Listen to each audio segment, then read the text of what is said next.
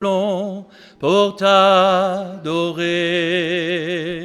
Nous venons dans ta maison et nous nous assemblons pour t'adorer. Nous venons dans ta maison et nous nous assemblons pour t'adorer, Jésus, t'adorer, te louer, Seigneur.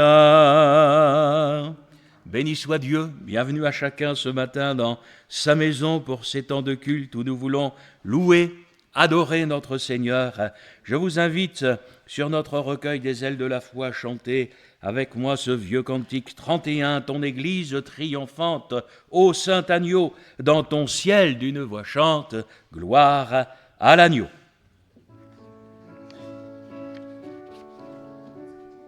Ton église triomphante, ô saint agneau,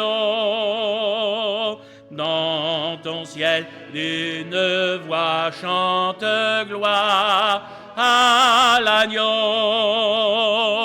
À lui le sceptre et le trône, à lui l'encens, la couronne, que ce chant toujours résonne, gloire à l'agneau. Ô merveilleuse harmonie devant l'agneau,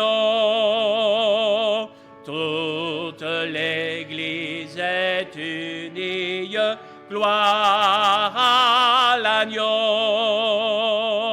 Rassemblés de toute race, sauvés par la même grâce, jamais ce que ne se lasse, gloire à l'agneau.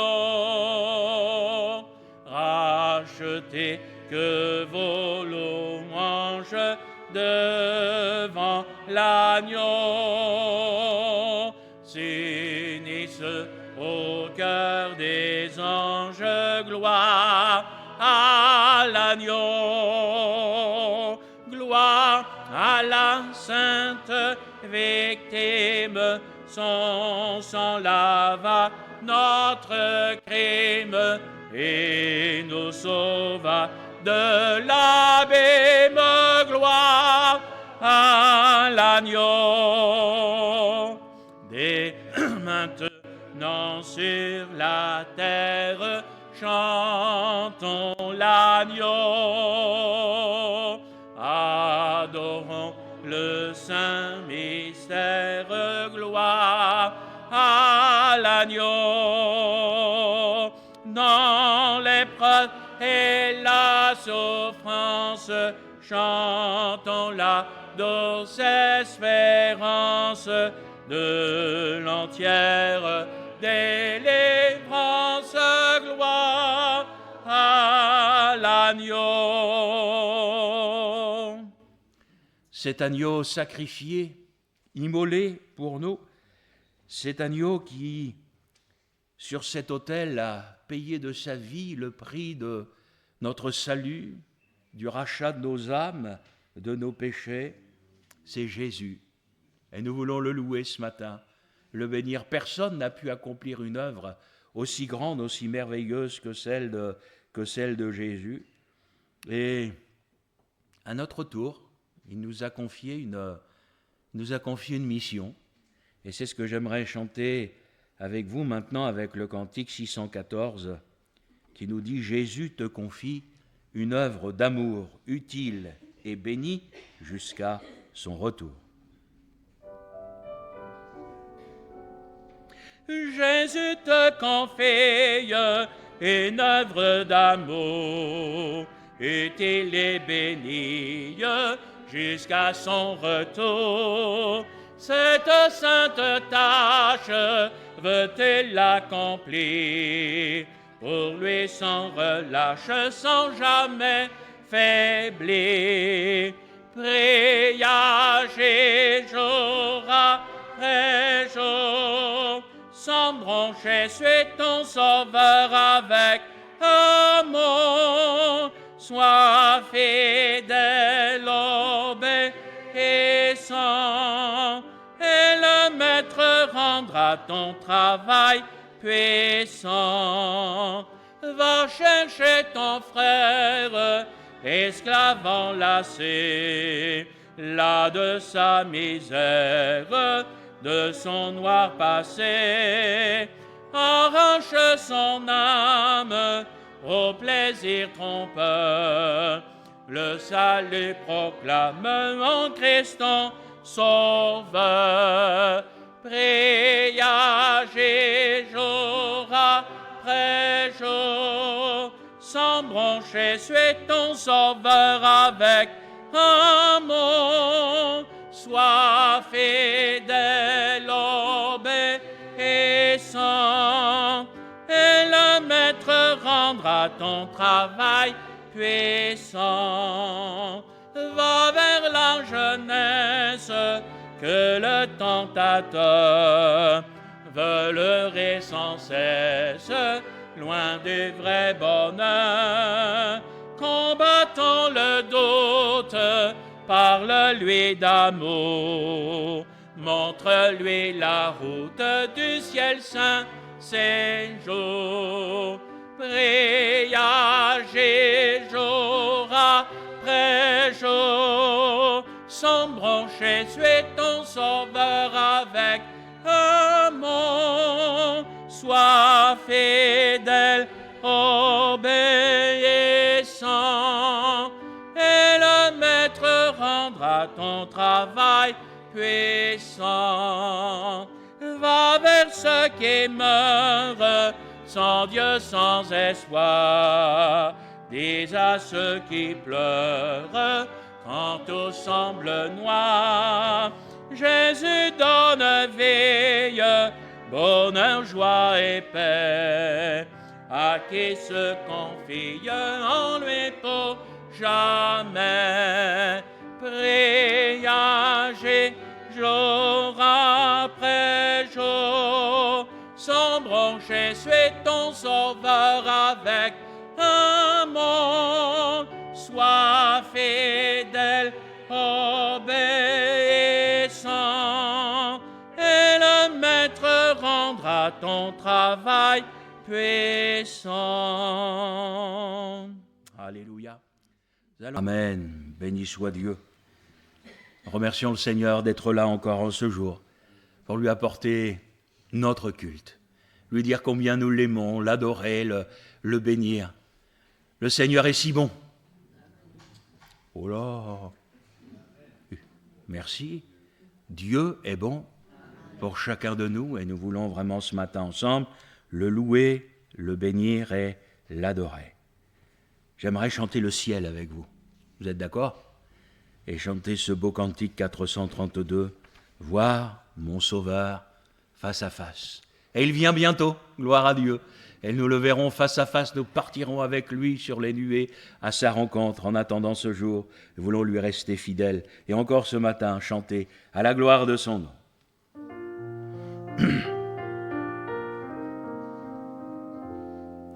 Voir mon Sauveur face à face, voir Jésus dans sa beauté. Ô joie, ô suprême grâce, ô bonheur, félicité.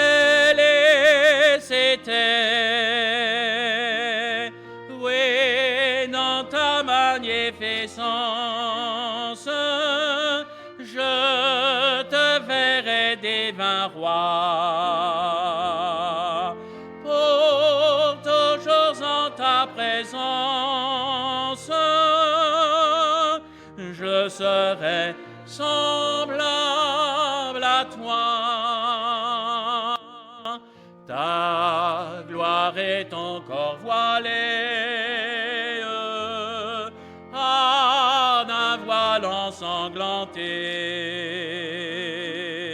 Bientôt sera révélé ton ineffable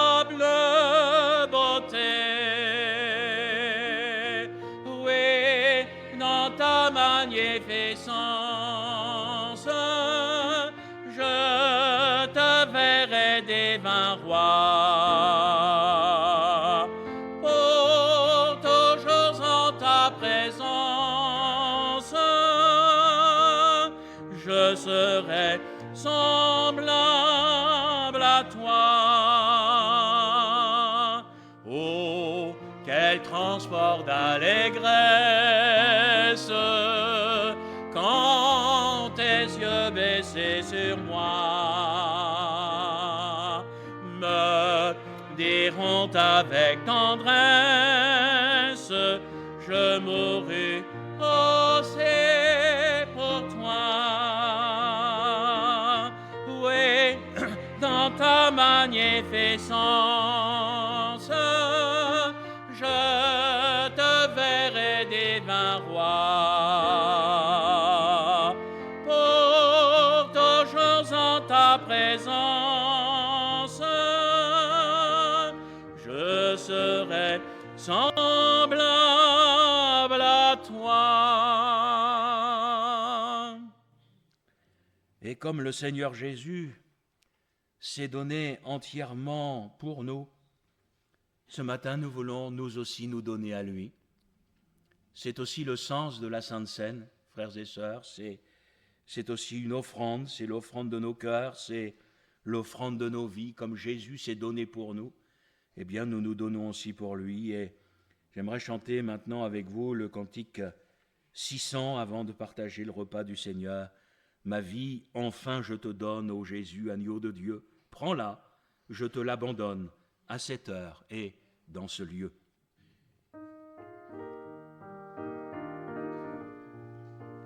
Ma vie, enfin je te donne, ô Jésus, agneau de Dieu, prends-la, je te l'abandonne à cette heure et dans ce lieu. Je t'apporte mes souillures, mon péché, mon mauvais cœur, dans le sang de tes blessures, blanchis-moi, divin Sauveur. Tu connais mes luttes vaines pour triompher de mon cœur. Tu sais le poids de mes chaînes et ma secrète douleur. Que ta puissance infinie m'affranchisse des péchés et que par l'esprit de veille du mal je sois détaché. Sans réserve je me livre, je ne garde rien pour moi. Mon désir est de te suivre, d'être à tes ordres, mon roi. Joyeux dans l'obéissance que tu donnes, que je veux, sans plus tarder je m'élance d'un coup d'aile vers les cieux. C'est là jamais l'alliance que je traite maintenant, et dans ton amour immense vient la saignée de ton sang.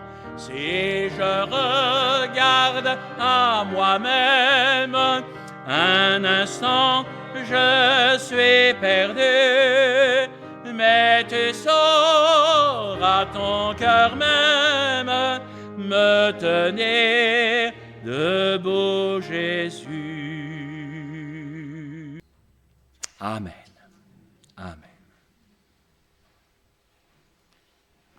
Je vous invite à lire avec moi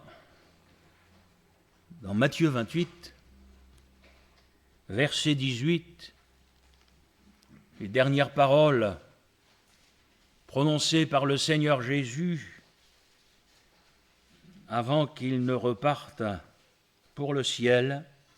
Nous les connaissons par cœur. Matthieu 28, 18, Jésus s'étant approché leur parla ainsi. Tout pouvoir m'a été donné dans le ciel et sur la terre. Allez, faites de toutes les nations des disciples, les baptisant au nom du Père, du Fils et du Saint-Esprit, et enseignez-leur à observer tout ce que je vous ai prescrit. Et voici, je suis avec vous tous les jours, jusqu'à la fin du monde. Amen. J'ai eu à cœur, frères et sœurs, de vous parler ce matin de la vocation missionnaire de l'Église.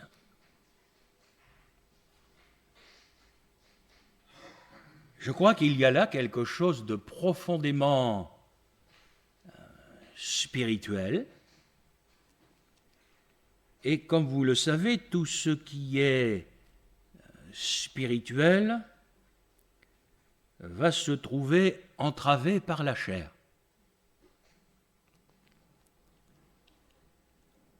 Le Seigneur Jésus a confié à ses disciples, qui vont devenir ses apôtres. Vous et moi connaissons bien l'énumération des différents ministères dans le chapitre 4 des Éphésiens, à l'intérieur duquel vous avez dans ce chapitre la vocation d'évangéliste, mais aussi celle d'apôtre. Notre vision est souvent une vision courte. Nous sommes humains, ce n'est pas de notre faute, mais vous savez que ce côté humain a des travers. Et un des travers de ce côté humain, c'est cette vision courte, où très souvent nous rapportons les choses à nous-mêmes. Donc, quand nous entendons le Seigneur Jésus appeler ses disciples à évangéliser le monde, à baptiser ceux qui se sont convertis, etc., c'est naturel, frères et sœurs. Notre vision, elle va d'abord concerner les nôtres. Amen. J'espère que vous avez à cœur que les vôtres soient sauvés. On va élargir un petit peu la vision, nos amis, nos connaissances, nos voisins, notre ville. Après, ça commence à devenir un peu plus difficile. Nous entendons rarement les chrétiens prier pour la France. Or, pour moi, aujourd'hui, la France, c'est une terre de mission. Vous le croyez? Donc, voyez-vous, frères et sœurs, ne serait-ce que déjà dans un contexte local, nous allons, quelque part, j'ai envie de dire, souffrir de notre chair qui va un petit peu limiter notre vision spirituelle.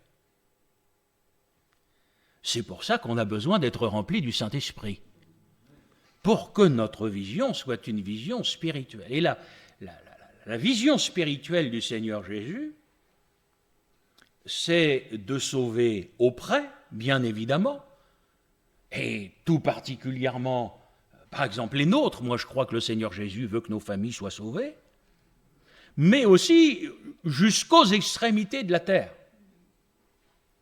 Que cette vision ne soit pas justement une vision limitée. C'est, frères et sœurs, le Seigneur Jésus aimait les âmes. Et il est venu pour que tous les hommes soient sauvés.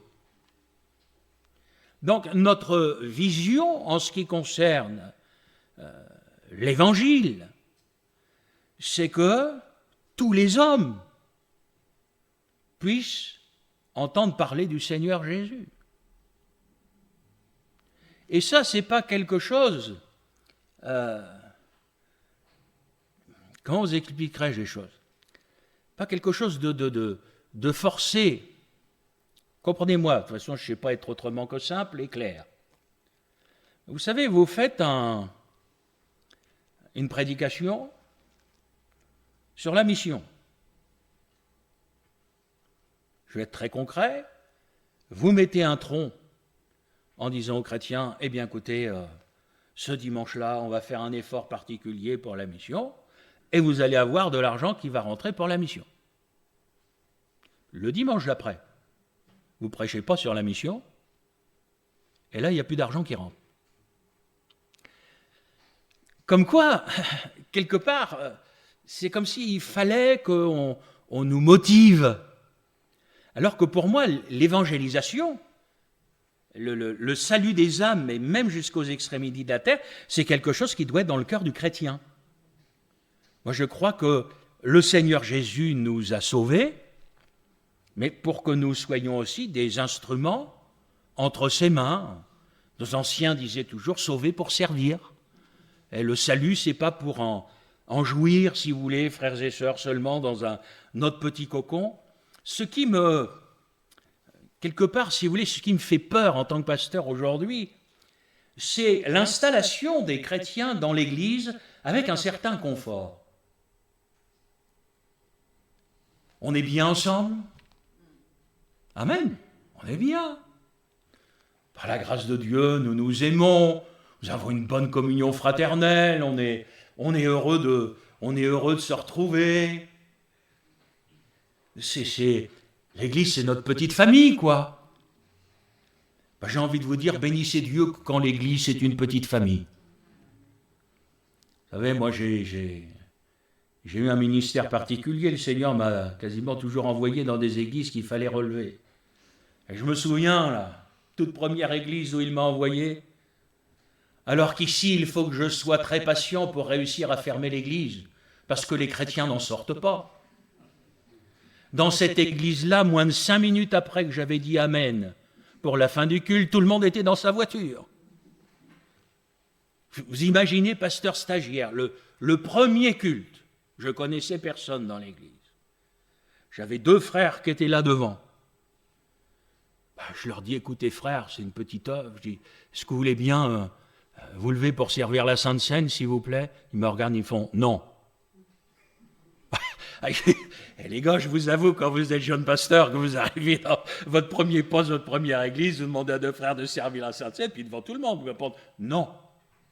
À la fin du culte, les 2 là, vous venez me voir, ils ne me connaissaient pas bien encore. Puis j'ai dit, ce soir, dans mon bureau, et je leur ai dit, si vous n'êtes pas capable de servir la Sainte Seine ensemble, vous ne la prenez pas. Vous ne prendrez la Sainte Seine que quand vous serez capable de la servir ensemble. Et bien évidemment, vous l'avez deviné, ça voulait dire se pardonner. Et je leur ai dit, mais si vous n'êtes pas capable de pardonner à votre frère, vous n'êtes pas capable de prendre la Sainte Seine. On est d'accord? Voyez-vous, frères et sœurs, vous savez, c'était des hommes qui étaient là, qui étaient installés, qui donnaient leur offrande, qui priaient pendant le moment de l'offrande, mais ne pas se saluer, etc., ça ne leur posait pas de problème. Voyez-vous, frères et sœurs, moi je bénis Dieu pour l'Église, pour ces liens fraternels, mais quelque part, d'un côté c'est précieux, mais je trouve qu'il y a quand même un piège, c'est qu'on se crée un petit cocon, quoi. Oh, on est bien, on pense à nous, on va penser à nos frères et tout, mais frères et sœurs, il y a des âmes qui meurent. Il y a des âmes qui sont perdues. Il y a des âmes qui n'ont jamais encore entendu parler du Seigneur Jésus. Est-ce que ça vous fait quelque chose?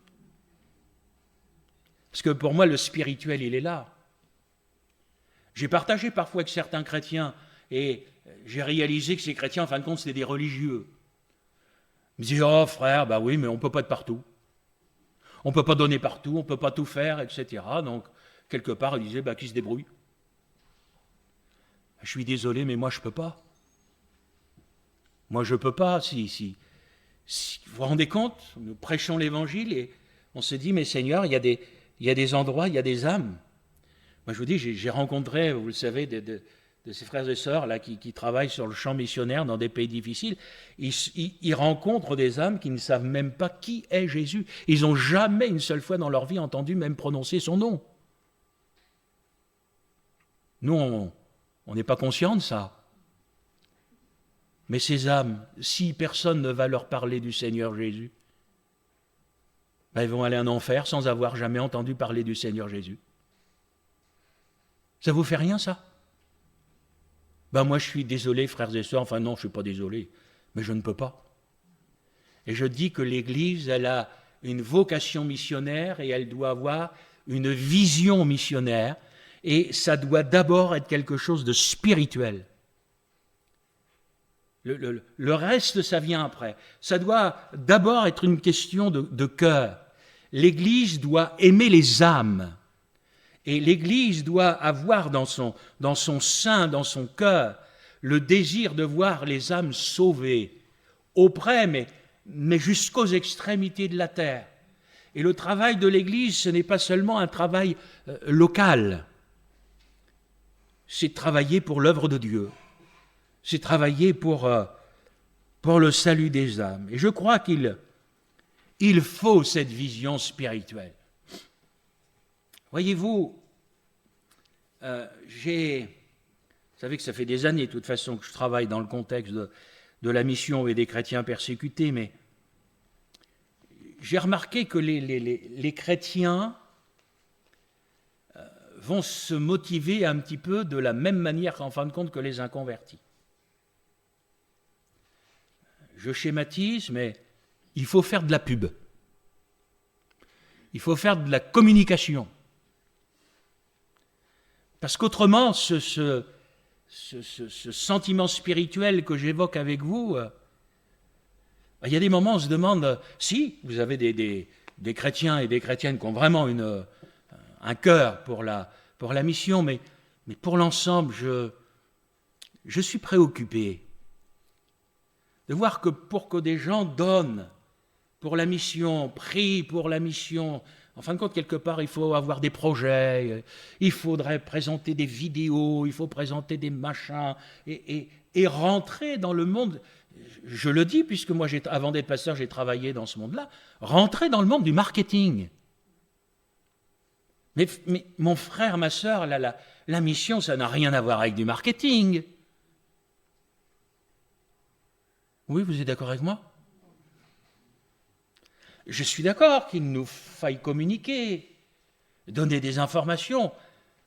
Mes frères et sœurs, aller dans les techniques commerciales, quoi. Vous croyez que le Seigneur a besoin des techniques commerciales dans son Église? Je crois que ce que le Seigneur veut toucher, c'est nos cœurs. Vous savez, quand la Bible, elle nous parle de l'offrande, je ne parle pas de l'offrande missionnaire, je parle de l'offrande. Vous êtes d'accord avec moi si dans la parole de Dieu, le Seigneur nous montre qu'il y a deux choses. Il y a bien sûr le montant, ce que l'on donne, mais il y a la manière avec laquelle on donne, l'état d'esprit. Il faut donner de bon cœur. Moi, j'ai envie de vous dire, on peut donner à l'Église de l'argent. Je ne dis pas que ce n'est pas fait de bon cœur, mais on va le faire parce qu'il va y avoir des besoins, et encore. Mais frères et sœurs, le cœur. Moi, je crois que dans la vie du chrétien, il y a un côté, vous savez bien que je ne suis pas du genre à faire de l'appel à l'argent, hein, mais il y a un côté du don, il y a un côté de la générosité. Jésus s'est donné, nous aussi, nous donnons. Pas de manière irréfléchie. La Bible dit bien selon nos moyens. Donc ça veut dire que des moyens, il y en a qui ne les ont pas. Ce que vous n'avez pas, vous ne pourrez pas le donner. Mais moi, je veux vraiment, vraiment, frères et sœurs, essayer de vous faire comprendre ce matin avec la parole de Dieu que la mission, c'est d'abord spirituel. C'est d'abord le cœur. C'est pas de la... Je vais vous parler du pauvre tout de suite, mais j'ai envie de vous dire, c'est pas de la pitié. C'est de la compassion. C'est complètement différent. La compassion, ça vient du cœur. Alors, je pense que quand on a une vision spirituelle, je en reparlerai un petit peu dans la conclusion de mon message, mais ça doit s'entendre dans nos prières.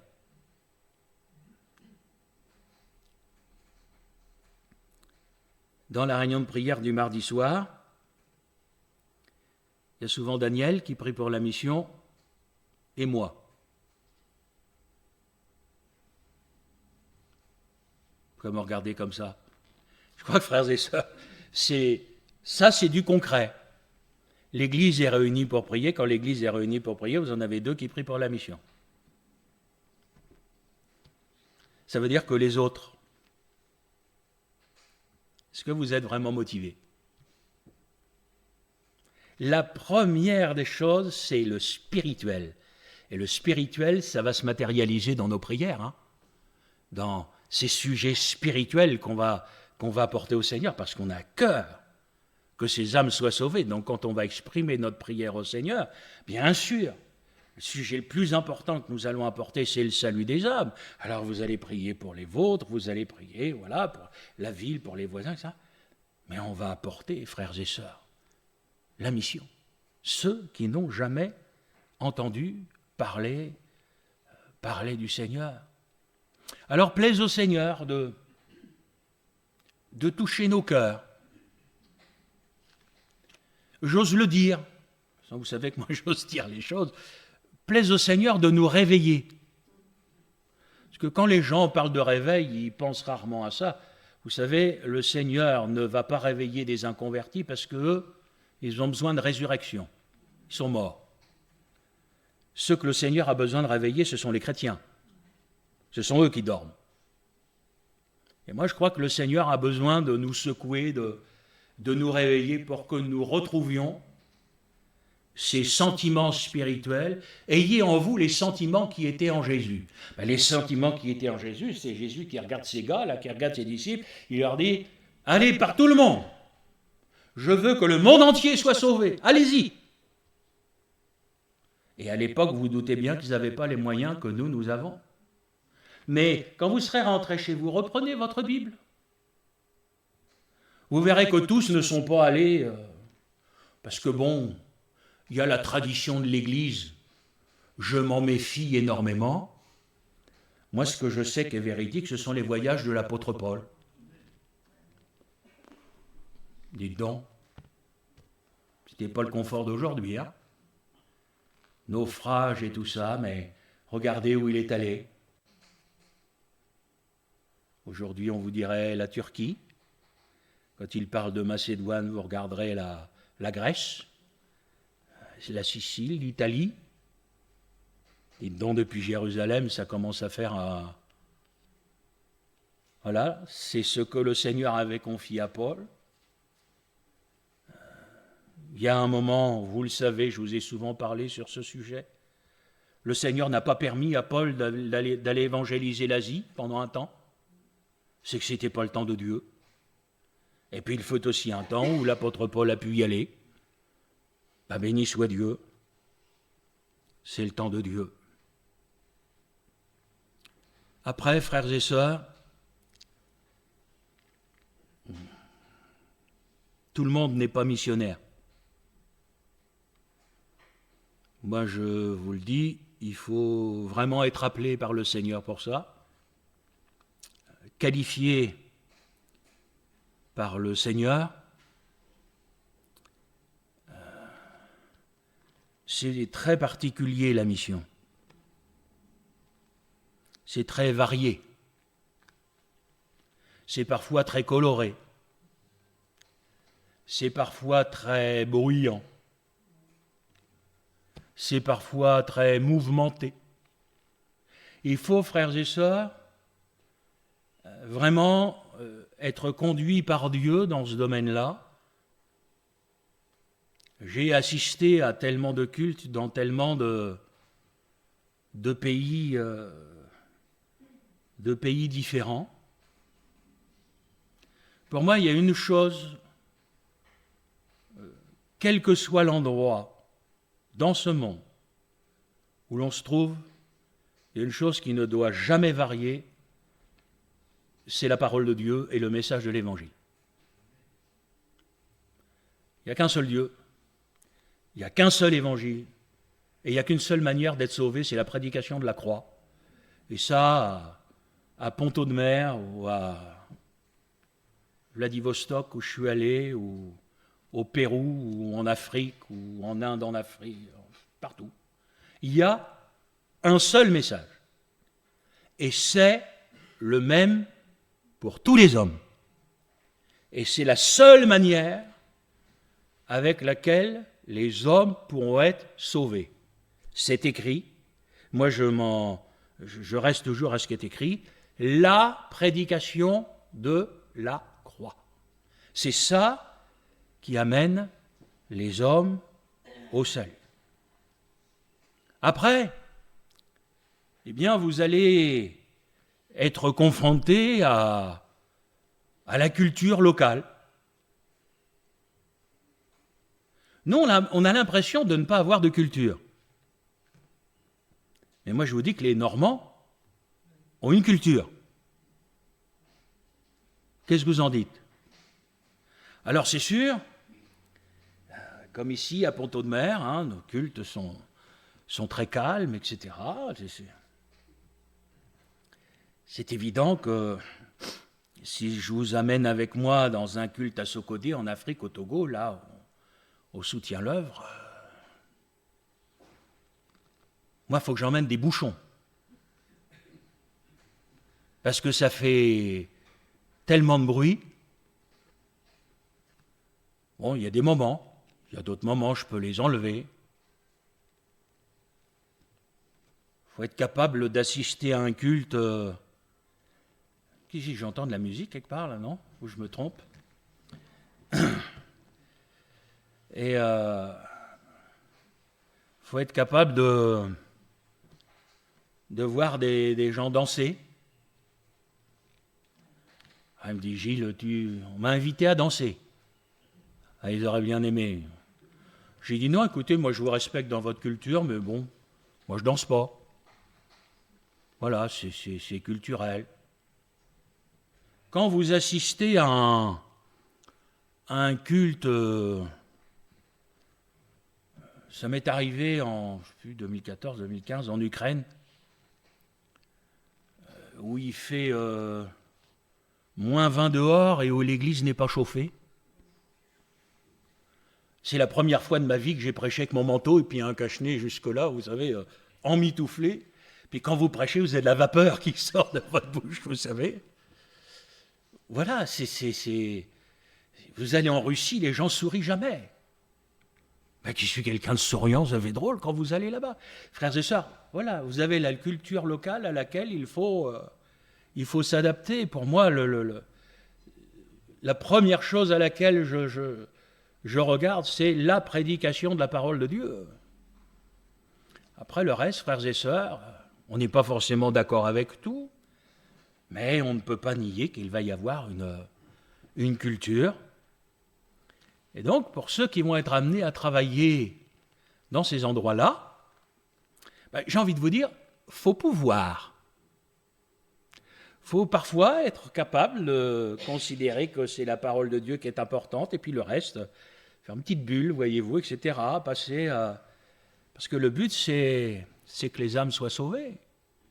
Le but, c'est que les âmes soient sauvées. Et là, je ne vous parle que de l'Église, je ne vous parle pas du climat, je ne vous parle pas de la nourriture, et tout ça. Mon frère, ma soeur, tout le monde n'est pas fait pour être missionnaire. Puis quand vous allez sur le terrain, moi ce que j'ai toujours remarqué, la première chose, c'est la pauvreté.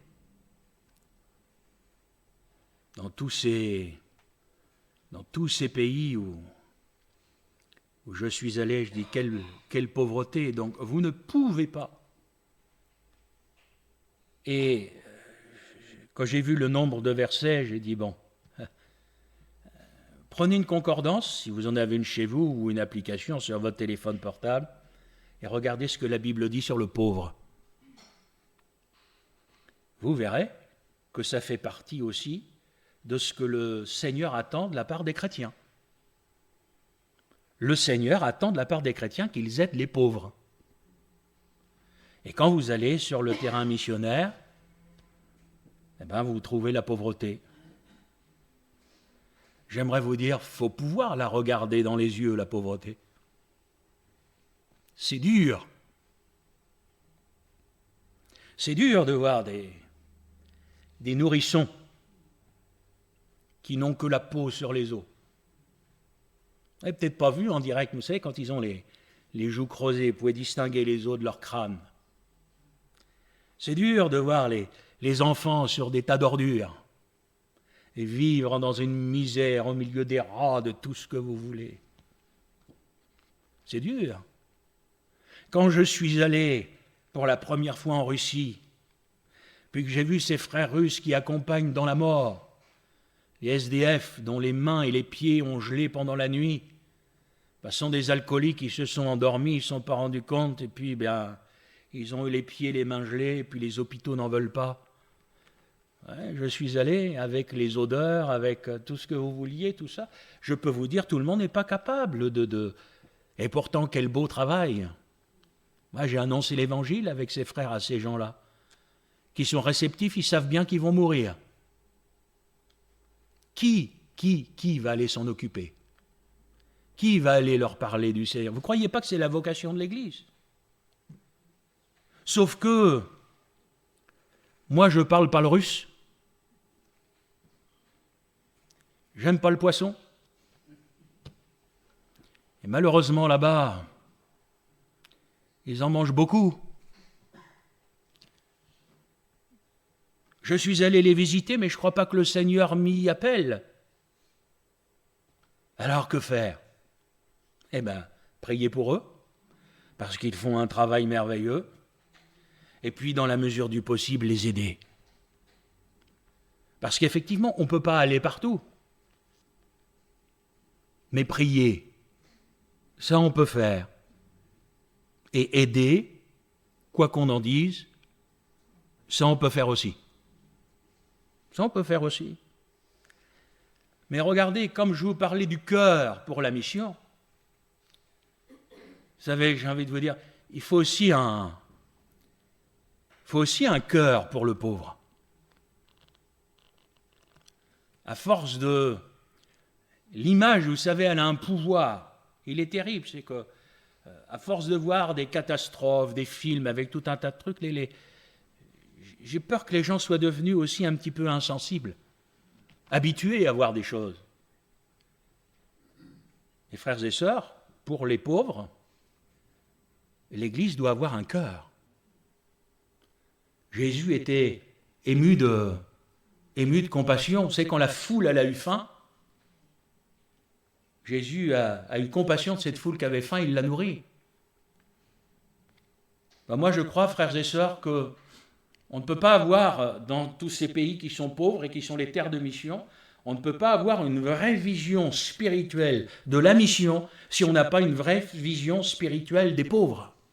L'un, ça va avec l'autre. On ne peut pas dissocier ce travail-là qui se manifestera au travers de la santé, qui se manifestera au travers de la nutrition, qui se manifestera au travers du fait, parce que ça c'est profondément biblique. Moi je vous dis que des choses qui sont écrites, mais de prendre soin des orphelins. C'est pas de la pitié, le pauvre petit, c'est biblique, ça doit d'abord être quelque chose de spirituel. Dieu est pour nous un père. Alors même si la Bible nous dit qu'il est le père des orphelins, ici-bas sur la terre, nous sommes son bras armé. C'est nous qui sommes ouvriers avec Dieu. Et pour toutes ces âmes, pour tous ces petits, ces petites frères et sœurs, j'ai envie de vous dire, mais qui va les aider? Qui va se soucier d'eux? Qui va avoir un cœur? Ce qui, quelquefois, me fait mal, c'est qu'il y a des inconvertis qui font plus que les chrétiens. Alors, ils ne vont pas le faire d'une manière spirituelle, ils sont inconvertis. Mais moi, je me dis quand même, c'est les chrétiens qui devraient montrer l'exemple. Vous ne croyez pas? Mais moi, j'en suis pleinement convaincu. Là, frères et sœurs, où je crois qu'il faut réaliser aussi une évolution, je l'ai dit déjà plusieurs fois, mais j'ai vraiment à cœur de partager ça très simplement avec vous ce matin, dans cette vision de la mission, c'est de comprendre que la mission dans énormément de pays, aujourd'hui, elle est établie. Ah, c'est sûr, après-guerre, on a envoyé les premiers missionnaires, il n'y avait rien, ils ont établi la mission, ils ont bâti des dispensaires, des églises, des écoles bibliques, ils ont formé des ouvriers, etc. Aujourd'hui, dans une majorité de pays, l'Église, elle est là, elle existe, avec des pasteurs, avec des instituts de formation, où j'ai envie de vous dire, ils n'ont plus besoin de nous. Il faut avoir aujourd'hui cette honnêteté de dire, voilà, c'est comme un enfant qui est devenu majeur, eh bien, je veux dire, vous avez de ces pays qui n'ont plus du tout besoin de nous. Maintenant, à contrario, vous avez d'autres pays qui ont besoin de notre soutien. Et puis, comme je vous le disais, on parle de la fenêtre 10-40, c'est entre le 10e parallèle et le 40e parallèle. Vous avez une fenêtre là, où se concentrent tous les peuples qui n'ont jamais entendu parler du Seigneur. Vous avez aujourd'hui des pays qui sont complètement fermés à l'Évangile. Complètement fermés. Et vous ne pouvez pas y... Puis, frères et sœurs, moi, je vous donne des exemples. Vous savez, les expériences que le Seigneur nous fait vivre, il faut qu'on en tire de l'enseignement. Dans tous les voyages que j'ai effectués en Inde, vous savez, moi j'ai vu, je suis allé dans le bush, j'ai dormi avec eux, j'ai mangé avec eux.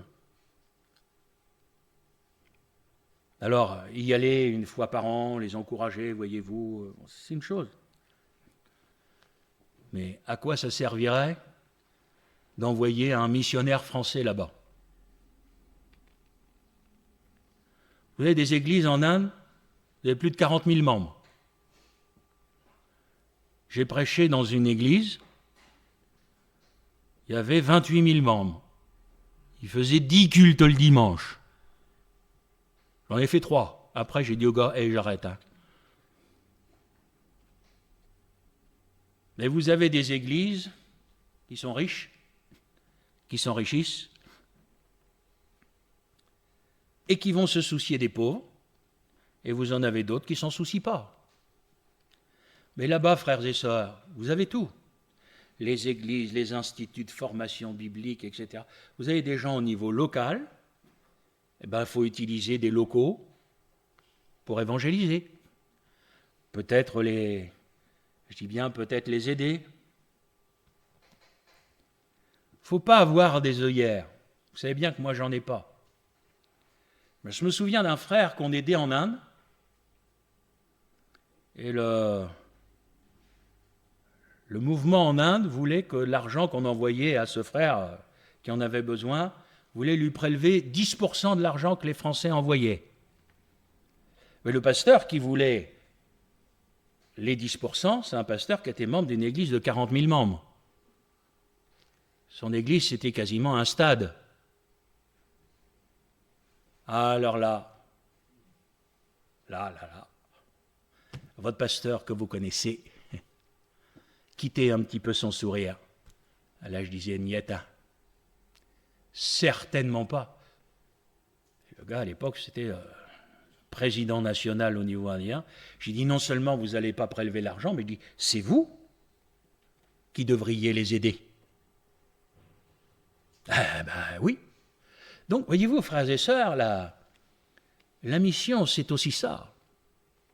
C'est pas tout merveilleux, tout rose, etc. Vous savez, quand vous allez quelque part dans des pays pauvres, et que même si on n'est pas riche, on est un peu plus riche qu'eux, vous venez avec de l'argent, ben je peux vous assurer que là aussi, il faut avoir reçu du Seigneur d'être missionnaire, parce qu'il ne faut pas se faire avoir. C'est vite fait. Donc, eh bien, frères et sœurs, tout en étant des frères, moi je crois qu'il y a un contrôle qui est tout à fait normal, parce que c'est l'argent du Seigneur. Les chrétiens donnent, ils sont en droit d'avoir des comptes, qu'on leur dise, voilà, vous avez donné de l'argent, voilà ce qui a été fait avec cet argent, c'est quelque chose de tout à fait normal. Et vous savez, moi ce que j'ai expérimenté, c'est que ceux qui ne veulent pas donner de compte, en règle générale, quand on a quelque chose à cacher, c'est jamais bon. Mais sur le terrain missionnaire, ça arrive aussi. Donc, peut-être aujourd'hui ne plus envoyer depuis la France des missionnaires. Vous savez, aujourd'hui, on envoie des missionnaires dans des pays où il y a déjà tout. C'est tellement facile d'aller installer la mission là où elle existe déjà. Il faudrait peut-être mieux aller là où les gens n'ont jamais entendu parler du Seigneur et là où il y a des besoins, pas là où les choses sont déjà installées. Moi, je pense qu'en majorité aujourd'hui, bien sûr, il faut pouvoir avoir confiance, mais il faut aider les serviteurs qui travaillent sur place, sur le terrain, qui sont locaux, qui connaissent les gens, leur culture, leur langue, leur nourriture, qui sont capables de s'adapter au climat. Vous savez, frères et sœurs, là aussi, c'est là où on voit le côté spirituel, l'appel de... Vous savez, quand moi je suis allé en Sibérie, il faisait presque moins 40. Je peux vous dire quand même, il faut le vivre. Moins 40, ça commence à vous picoter quand même les cuisses. Hein. Malgré le fait qu'on avait un pantalon, et puis dessous un caleçon, et puis des doubles gants, et puis tout ce que vous voulez, je peux vous assurer que... Et puis là, sur la place publique, alors, je fais de l'humour, je vais vous dire, il gelait à pierre fendre, hein, n'est-ce pas? J'ai vu un gars sortir sa guitare, il avait des mitaines, il avait avec le bout des doigts qui en sortait. Puis ils ont commencé à chanter des cantiques. Puis ils sont arrivés avec des espèces de grandes gamelles thermos, là vous savez, dans lesquelles il y avait de la soupe. Puis vous avez des pauvres gens qui sont arrivés. Et puis ils leur ont servi une soupe chaude avec des morceaux de pain dedans. Puis moi je ne comprenais rien de ce qu'ils racontaient, bien sûr, ils parlaient en russe. Hein. Mais vous savez, quand vous êtes serviteur, vous avez un cœur. Puis j'ai compris qu'ils n'étaient plus en train de parler de la soupe au bout d'un moment. Puis j'ai vu les gars dire à des gens dans la rue comme ça, dire, est-ce que vous voulez qu'on prie pour vous? Et les gens y venaient, ils ont eu un bol de soupe, ils ont entendu parler du Seigneur, un pasteur a prié pour eux. Ah, ça c'est la mission, ça. Hein? Qu'est-ce que vous en dites? Ouais. Alors, voyez-vous, frères et sœurs, moi je crois que l'Église du Seigneur que nous sommes l'Église du Seigneur. On ne peut pas fermer les yeux sur toutes ces réalités, sur tous ces besoins.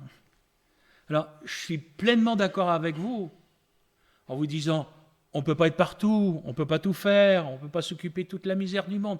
Mais tout ça, ce sont des arguments, ce sont des excuses pour ne pas faire. Moi, j'ai lu, et ça a toujours été ma devise, tout ce que ta main trouve à faire, fais-le. Et je crois qu'autant que ça dépend de nous, tout ce que nous pouvons faire pour l'œuvre de Dieu, faisons-le. Alors, en conclusion, comment ça va se matérialiser? Pour moi, je vous le dis, d'abord dans la prière. Rien ne se fera comme le Seigneur désire que ce soit fait sans la prière de l'Église. Autrement, on va faire de l'humanitaire comme les inconvertis sont capables d'en faire. Mais nous, ce que nous voulons, c'est non seulement venir en aide aux pauvres, mais c'est qu'ils soient sauvés. Et le salut, ça commence dans la prière. Alors, frères et sœurs, pas seulement mardi, mais dans nos réunions de prière qui viennent et jusqu'à ce que le Seigneur revienne, je veux vous entendre prier pour la mission. C'est pas normal quand les chrétiens ne prient pas pour la mission. La mission, c'est le cœur de l'Église, c'est la vocation de l'Église, auprès comme au loin. Et dans nos réunions de prière, on doit prier pour la mission. J'ai rencontré des missionnaires qui n'étaient pas pentecôtistes. J'ai rencontré des frères baptistes, etc., qui faisaient un travail, mais, Seigneur, extraordinaire. Dans des circonstances, j'en ai rencontré qui travaillent en Chine, etc. Vous verriez ce qu'il faut qu'ils fassent pour réussir à travailler là-bas. Il faut qu'ils aient une entreprise et tout ça pour avoir une raison d'être en Chine. Et puis leur travail, il est plus que secret. C'est incroyable. Ils peuvent même pas avoir de téléphone portable. Ils sont espionnés au travers des téléphones portables. Pourquoi me regarder comme ça ? Ah, j'ai envie de vous dire, mais il faut que vous quittiez votre naïveté. Hein. Non, c'est vraiment comme ça. Écoutez, vous voulez que je vous donne un exemple ? C'est très simple. Début d'année, je suis allé au Togo. Dans la voiture, entre Lomé et Sokodé, avec le frère, on parle de l'œuvre, etc. Et entre autres, je parlais avec lui de la nécessité de planter des arbres fruitiers, parce qu'il faut qu'ils deviennent autonomes le plus possible. Alors on parle de ce qu'il y a, de ce qu'il n'y a pas, des régions, etc. Et puis, à un moment, je veux envoyer une photo à mes enfants avec mon cher téléphone portable, là, sur un réseau social, et je vois quoi ? Des pubs de pépinières au Togo.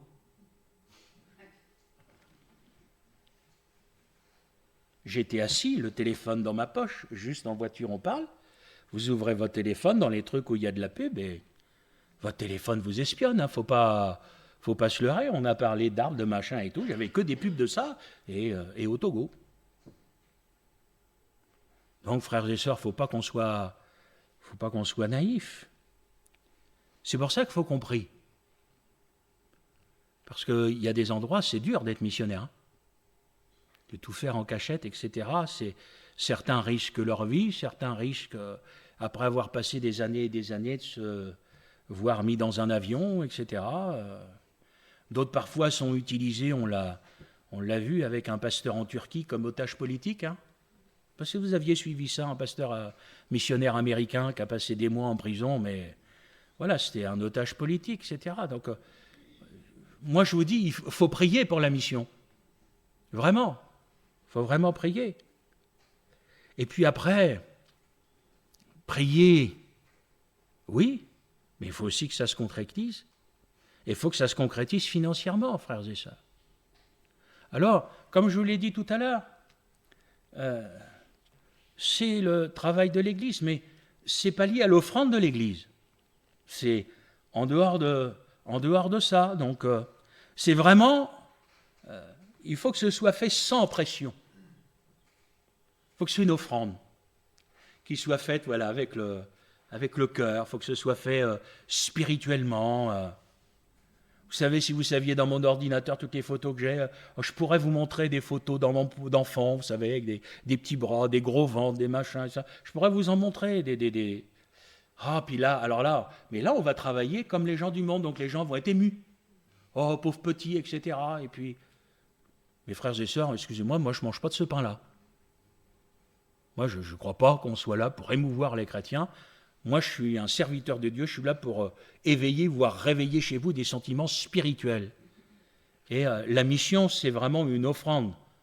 Je suis le bras du Seigneur dans ce que je fais. Hein. Ça doit vraiment être spirituel, ça doit vraiment être de bon cœur. Et si vous n'avez pas les moyens de le faire, ne vous le reprochez pas. Qui pourvoit à nos besoins? C'est le Seigneur.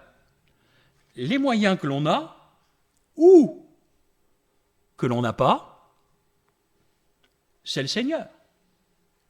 Moi, en tant que serviteur de Dieu, j'ai toujours béni Dieu pour ceux qui, dans nos églises, avaient des bonnes situations et qui ont toujours été généreux, etc. Quand il y avait des besoins, moi je dis merci Seigneur, à partir du moment où l'argent n'est pas dans leur vie une idole, eh ben, béni soit Dieu. Et puis béni soit Dieu aussi pour ceux qui n'ont pas de sous. Donc, merci Seigneur pour tout le monde, quoi. C'est pas plus compliqué que ça. Et puis, chacun fait, secrètement, ça j'ai dit, secrètement, voilà, en fonction de ce qu'il y a dans son cœur, de ses sentiments spirituels. Un jour vous pourrez, demain vous pourrez plus, etc. Voilà, vous. Et l'œuvre de Dieu, moi j'ai de la foi, elle continuera à aller de l'avant. Alors moi je rends grâce au Seigneur. Après, voyez-vous, frères et sœurs, il va falloir que vous vous attendiez à ce que votre pasteur voyage encore. Ça aussi, c'est la vocation missionnaire de l'Église. Eh oui, parce qu'il faut bien y aller. Qui ira? Ceux que le Seigneur a choisi, qualifié, appelé. Donc il faut accepter de prêter son pasteur, parce qu'il ne peut pas être à deux endroits en même temps, il n'y a que le Seigneur qui peut faire ça. Est-ce que vous acceptez toujours? Tant que le Seigneur me donne les forces de le faire. Parce qu'il le faut. Parce qu'il le faut, il y a tellement de besoins. Il y a bien des endroits où je suis invité, je ne peux pas, pour le moment matériellement, je ne peux pas aller. Il n'y a pas un mois où je n'ai pas un message du Bhoutan. Vous savez le Bhoutan? En dessous du Tibet, là. Les frères m'envoient, frère, quand est-ce que tu viens? On t'attend.